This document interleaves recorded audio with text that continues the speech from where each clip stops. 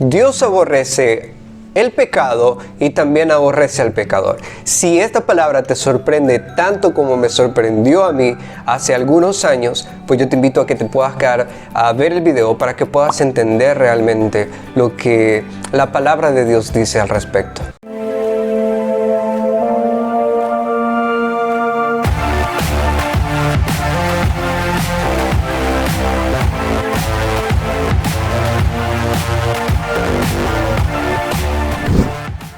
Recuerdo que hace algunos años, cuando yo salía a evangelizar, a compartir el evangelio, yo comenzaba a predicarle el evangelio a algunas personas. Y lo que le decía a las personas es que Dios le ama a usted, pero Dios aborrece su pecado. Y claro, lo hacía con muchísima gente, con jóvenes, con adultos, con ancianos, les predicaba el evangelio de tal forma. Pero hace algunos años también me comencé a dar cuenta de que estas palabras que yo decía estaba equivocado, porque es algo que la Biblia no menciona. La Biblia dice de que Dios aborrece el pecado, pero también aborrece al pecador. Así que imagínense a cuántas personas yo les mentí diciéndoles que Dios les amaba a ellos y que aborrecía su pecado. Cuando Dios aborrecía su pecado, pero también les aborrecía a ellos como pecadores. De igual forma a mí, Dios me aborrecía por mi pecado, pero también por mi persona, por ser un pecador. Para poder entender esto, vamos a irnos a Salmo capítulo 5. En el versículo 4 en adelante dice lo siguiente, en la Reina Valera: porque tú no eres un Dios que se complace en la maldad. El malo no habitará junto a ti. Los insensatos no estarán delante de tus ojos. Aborreces a todos los que hacen iniquidad. Ahora, esto lo dice la Biblia, no lo digo yo, ustedes pueden comprobarlo en su Biblia. Dios aborrece a todo aquel que hace iniquidad. Y para poder entender mejor esto, hagámonos la siguiente pregunta: ¿somos nosotros pecadores o no? Si nosotros somos pecadores, estamos diciendo que hemos cometido iniquidad, que no somos unas personas justas.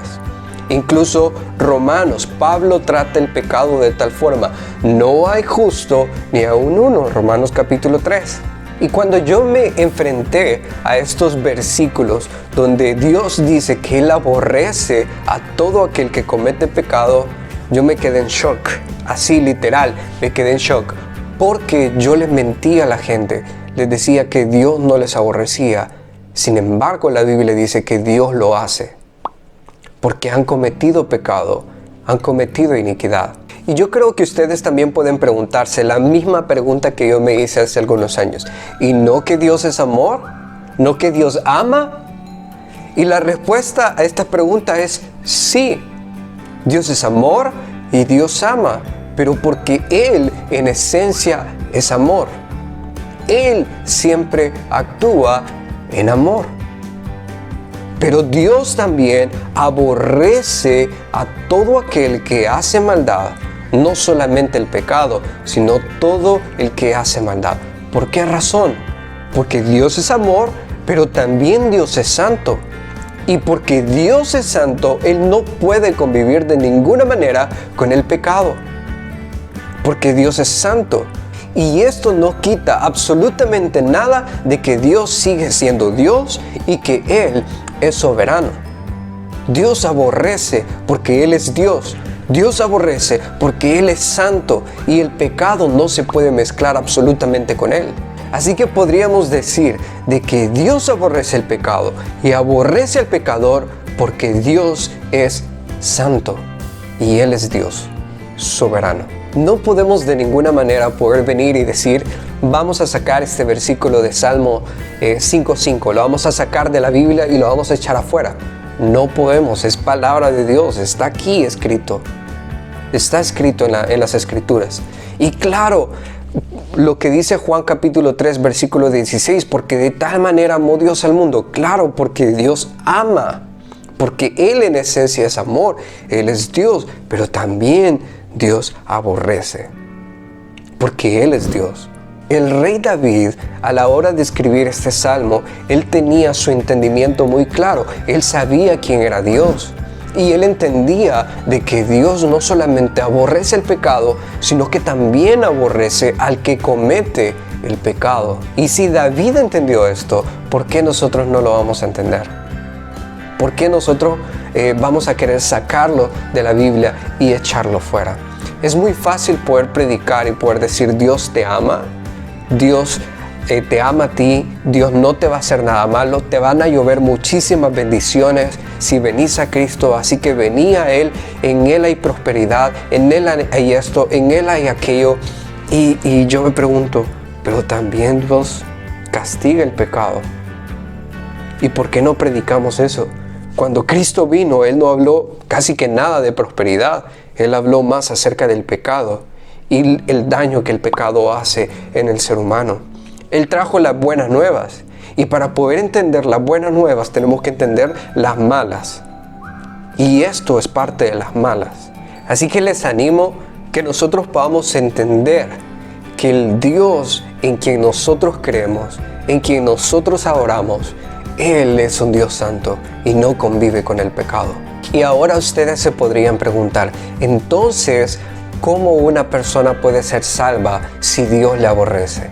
Si Dios aborrece a las personas, ¿cómo entonces uno puede agradarle a Dios o venir delante de Dios y ser algo bueno delante de Él?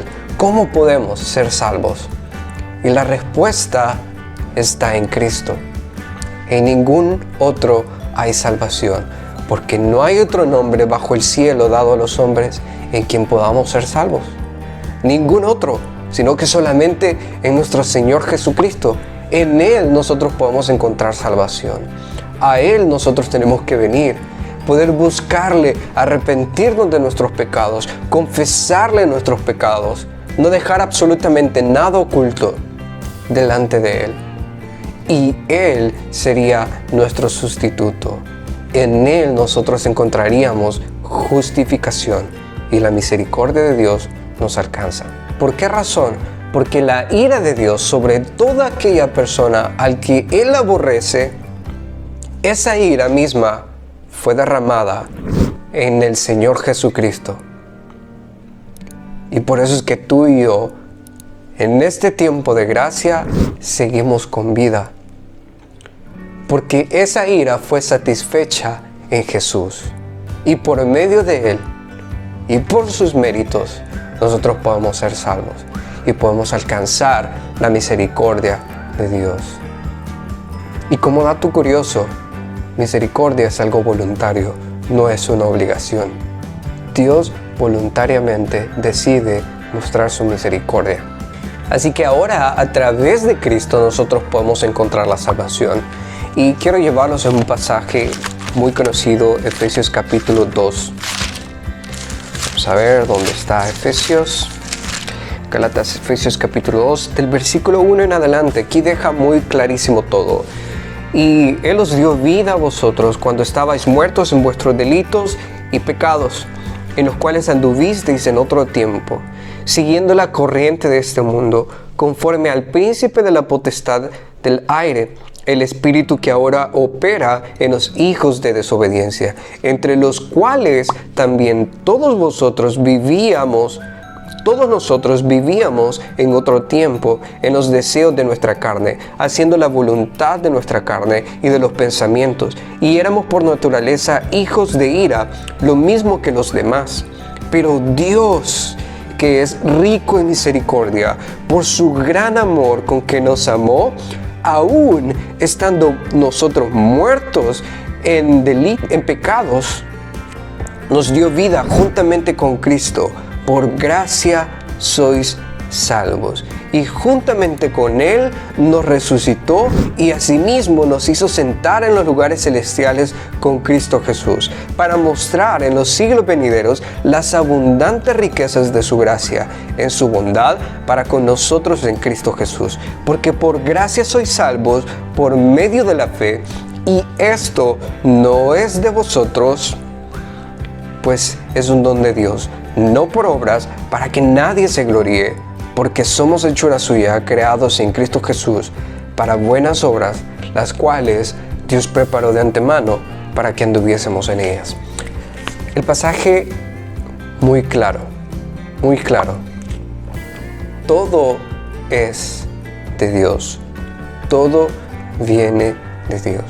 Cuando tú y yo estábamos muertos en nuestros delitos y nuestros pecados, Él nos ha revivido. Él nos dio vida. De Él viene todo. De nosotros absolutamente nada. Así que Dios aborrece el pecado y aborrece al pecador. Y eso es lo que nosotros debemos de predicar, porque eso es el Evangelio. El Evangelio, para poder entenderlo, también hay que poder explicar las malas noticias, no solamente las buenas. Dios aborrece al pecador. Espero que este video te haya gustado, que hayas podido aprender algo conmigo. Yo también aprendí muchísimo. Y pues si consideras que esto puede ser de mucha bendición para otras personas, te invito para que puedas compartir el video. Que el Señor te bendiga. Mi nombre es Jaime Urrutia. Hasta luego.